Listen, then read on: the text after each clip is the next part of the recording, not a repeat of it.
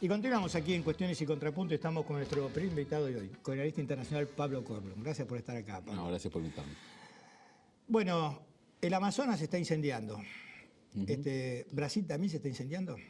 El mundo también se está incendiando. América Latina se está incendiando. Está complicado todo, está complicado. Muchas contradicciones, mucha hipocresía. Si vos te pones a pensar que los miembros del G7 la semana pasada, desde la semana pasada le están culpando a Bolsonaro todo lo que pasa, que Bolsonaro no es una persona tibia, suave, digamos, dócil para tratar, tenemos que pensar que la mayoría de las empresas, las cuales están explotando la Amazonia para sacar los recursos madereros, la agroindustria, el biodiesel, lo que es la industria hidrocarburífera, la soja misma, son industrias europeas y norteamericanas. Por lo tanto, digamos, hay un poco de hipocresía en el sentido de que los padres del sistema capitalista, digamos, acumulador de riqueza a nivel internacional y destrucción, si se quiere, del medio ambiente, le están echando la culpa a Bolsonaro, que también es responsable de un montón de cuestiones. Algunos, digamos, yendo para el otro lado, se sorprende de Bolsonaro. Bolsonaro es una persona que desde un minuto uno se opuso a todo lo que tiene que ver con una legislación pro medio ambiente. Entonces, ¿de qué se sorprenden ahora? Trump también. Que culpa a los ambientalistas, por supuesto. Ni el Acuerdo de París, ni el Protocolo de Kioto, nada que tenga que ver con la protección del medio ambiente. Y, digamos, la pregunta que nos podemos hacer es quién internaliza los costos, digamos. La población mundial en general, obviamente, porque tenemos un pulmón del planeta que está sufriendo, pero, digamos, cada uno trata de salvar su pellejo diciendo, bueno, ¿dónde nos paramos en términos económicos? ¿A quién le va a afectar esta producción que va a escasear? ¿A quién le va a afectar estos precios que van a subir? Bueno, y ahí tenemos la disputa geopolítica que, digamos, es lo que estamos viendo en este momento, que Bolsonaro habla mal de Macron, que esto, que lo otro. Nosotros siempre dijimos acá que si algo destacaba Brasil era su política exterior, que más allá de los gobiernos, ¿no es cierto?, tiene una planificación mucho más interesante que la nuestra. ¿Bolsonaro es parte de esa planificación de la política exterior brasilera? No, Bolsonaro, bueno, él lo ha dicho, él no tiene nada de economía ni de política exterior, debe tener asesores que le están diciendo. Ahora, también entendemos que la Cancillería brasileña tiene una historia y una forma de manejarse de una manera bastante sólida, por lo menos en relación a otros países de la región, incluido el nuestro. En esta situación lo que vemos que, digamos, estos gobiernos, poco diplomáticos y poco pragmáticos a veces, lo que están demostrando es que, digamos, bajo ciertas lógicas de discursos, mantienen una centralidad. La centralidad es, miren, señores, nosotros, digamos, a pesar de lo que dice nuestro presidente, digo, más allá del discurso presidencial, ¿no?, de que la mujer de Macron y esto, lo otro, vamos a aceptar los 18.000 millones de euros que nos prestan, pero lo vamos a aceptar siempre y cuando los utilicemos nosotros. La jurisdicción del Amazonas es nuestra. Digo, ahí se ven digamos, los dos niveles, el nivel de un hombre exasperado por la situación, con una discursiva, digamos, vehemente y agresiva si se quiere, y tenemos la Cancillería detrás diciendo, bueno, señores, la verdad que necesitamos el dinero, el Amazonas es más grande que Europa, pero recordemos que los recursos brasileños son de los brasileños, o por lo menos del Estado brasileño, que en este momento lo está gobernando Bolsonaro, y Bolsonaro va a decir qué se hace con ese dinero. ¿Y el alineamiento de Bolsonaro con los Estados Unidos tiene que ver con la historia de Brasil? El alineamiento... Este seguidismo, más que alineamiento, seguidismo. A ver, la historia moderna, la historia del siglo XX habla de un Brasil aliado a los Estados Unidos.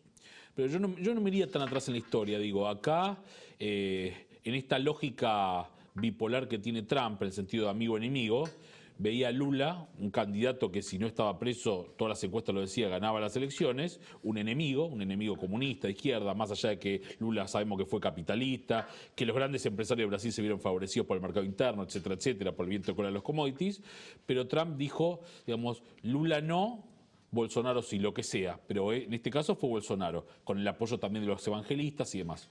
Gana Bolsonaro con el apoyo de Trump. Bueno, pasó lo mismo en Argentina, digamos, este desembolso del Fondo Monetario no fue porque el señor presidente argentino pidió la plata y del Fondo Monetario dijo que sí. Primero pasó por Trump. Si leemos un poco las noticias, podemos entender que Trump fue el que dio la autorización final para que el Fondo Monetario preste casi el 60% de sus activos, digamos, que tiene en préstamos hacia la Argentina. Un monto que nunca lo había hecho en su historia. Por lo tanto, tenemos una lógica geopolítica que hay que entender. Una disputa transnacional, en lo cual China y Rusia están avanzando en todas las áreas del planeta que puede, sobre todo China, lo vemos en Venezuela. Venezuela es el caso típico de Rusia directamente y China, digamos, en las sombras, avanzando sobre el poder, digamos, de turno, en este caso Maduro, versus los Estados Unidos, que ve estas dos grandes potencias avanzar. La pelea es esa, los demás son peones. Ahora, Brasil dejó atrás el famoso BRICS. Sí, el BRICS, el BRICS dejó atrás el Mercosur, digamos, después de esta declaración, lo que está, digamos, lo dijo el presidente, si Argentina gana Fernández, el Mercosur se termina, digamos. Lo mismo pasa, a ver, hay mucha declamación, mucha sigla. En el fondo, digamos, ¿qué es lo que está pasando? Vamos al pragmatismo, ¿qué es lo que son los datos? El dato es, los organismos multilaterales no funcionan, vamos todos a tratados bilaterales. Los consensos de posguerra de centro-izquierda, centro-derecha no están funcionando. Los estados no dan respuesta. Vamos hacia los extremos. Y eso es lo que estamos viendo ahora. Tenemos líderes políticos que son más irascibles que en otras épocas. Y tenemos un mundo que si nos ponemos de acuerdo entre 10, en realidad es mucho discurso como el G7. ¿Qué dijo el G7? Ya estoy cansado de escuchar lo mismo. G7, G20, la ayuda a la mujer, los derechos humanos, la desigualdad, la ayuda al África, cuidado con el terrorismo. Siempre lo mismo. ¿Qué hacen? Nada. Puro canapé. Entonces, ¿qué es lo que tenemos en realidad? Tenemos un mundo en el cual los extremos, digamos, están dominando o están entrando en escena, la gente se agarra de eso ante todas las incertidumbres y las inequidades que hay, y bueno, digamos, tenemos líderes como Trump, como Bolsonaro, tenemos en Europa también un Macron, un Salvini en Italia. Es un mundo bastante complejo. La realidad es que la geopolítica y la geoeconomía está más álgida que nunca y las tensiones están más álgidas que nunca. Eso, y termino con esto, el fin de la historia de Fukuyama, de que la alianza, la cooperación y demás, está no enterrado, está bajo tierra 20 metros en el subte. Ahora, digamos, ¿alcanza estatura de líder Bolsonaro? A ver, yo creo que va a languidecer como otros líderes, porque el tema no es que sea de derecha o de izquierda, el tema son las capacidades. Eso que a veces no entendemos, que el líder no alcanza con que sea carismático, necesitamos y tampoco alcanza que sea bien asesorado, por lo menos desde mi punto de vista. Un líder tiene que ser un estadista. A Putin nadie le dice lo que hacer, pero Putin sabe lo que hacer. A Xi Jinping tampoco. Entonces, ¿qué tenemos acá? Un líder que llegó, digamos, empujado por las cuestiones, los factores externos y los internos, y cuando llega al poder se encuentra que hay cuestiones económicas Macri, que no maneja.